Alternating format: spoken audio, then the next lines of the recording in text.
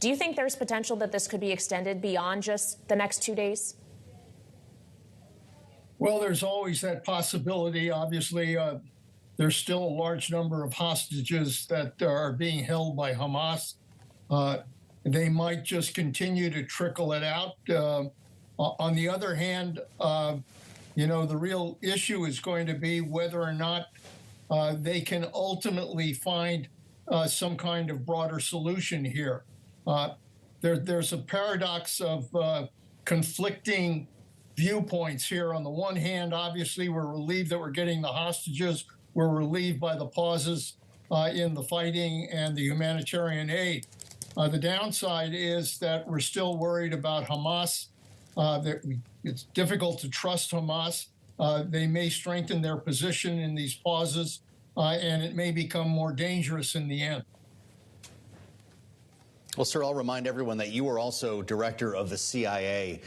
And I wonder your thoughts on some of the criticism that we're hearing from Republican lawmakers, namely the chairman of the House Intelligence Committee, that the administration, if involved in this hostage deal, and we know that it was, should have better intelligence about the hostages, namely American hostages, some of whom are still being held. You actually know more about this than most Americans, Mr. Secretary. What does and what should the U.S. know about Americans who are being held right now?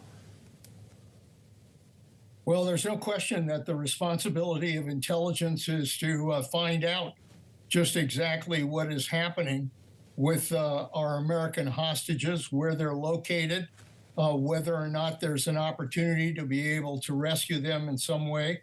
The whole challenge here is to be able to get the kind of intelligence that can then help operations.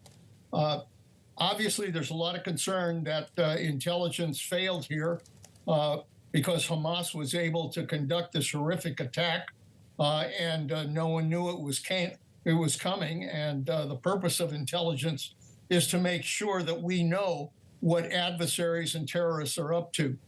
So here, it's pretty clear that we now have a responsibility to get the best intelligence we can on the location of these hostages, and also the location, very frankly, of Hamas leadership. Those are key to whether or not we can ultimately bring this conflict to a conclusion. Well, and Prime Minister Benjamin Netanyahu has said this conflict will continue until Hamas is eliminated entirely. The U.S. has supported Israel to this point in the military efforts it has underway. There is a conversation, though, happening here domestically, as I'm sure you're well aware of, Mr. Secretary, about continued funding for Israel, the supplemental request that the White House has put forward. And there's a growing conversation about whether or not there should be strings attached. Just take a listen to what Democratic Senator Chris Murphy of Connecticut spoke about over the weekend when it comes to conditions. Take a listen. I guess I'm not sure what would be controversial about simply saying that aid we give any country has to be used in compliance with international law. And, yes, of course, I do think that Israel needs to be more careful in the way that it is conducting these operations. I think that you can defeat Hamas without this level of civilian casualty. Mr. Secretary, how exactly would that work? How can the U.S. ensure that everything it's sending Israel is compliant with international law? Well, frankly, that's the requirement of the law right now. In providing weapons to Israel, in providing aid to Israel, we do it on the basis that they abide by the rules of law and by international law as well.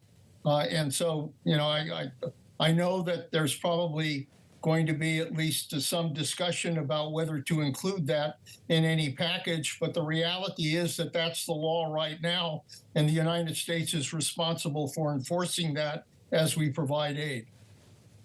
Enforcement would, of course, suggest the potential for money to be rescinded, which I can't quite imagine, Mr. Secretary. But what do you think about the timeline here? Israel and Ukraine are two very different scenarios and have very different challenges. When will it be too late for Israel to get this money? Well, look, I think the United States as a world leader has a responsibility here to deal with these threats to democracy. What What's involved here is the fate of democracy in the 21st century. That's certainly the case in Ukraine as Ukraine fights to protect its democracy against a Russian invasion. And it's true in Israel. Israel is a democracy, and Hamas basically is targeting, trying to destroy that democracy.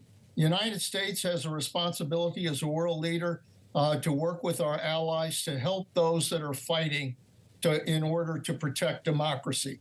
So I hope that the Congress, I hope the president are able to work out a package that does provide the assistance necessary in order to ensure that ultimately we do protect democracy.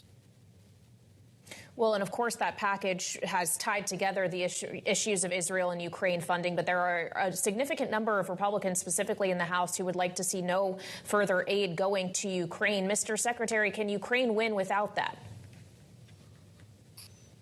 You know, there's a lot of moving parts here, as you discussed earlier. There's not only a border enforcement piece that is involved here. There's aid for Taiwan, there's aid for Ukraine, and there's aid for Israel. My experience tells me when you have a lot of those moving parts, even though you may have different votes on each of those separately, when you package that together, you've got a better chance to be able to get a deal in which Congress is able to pass it. So I'm hopeful that ultimately between now and these next few weeks, that they'll be able to put together that kind of deal.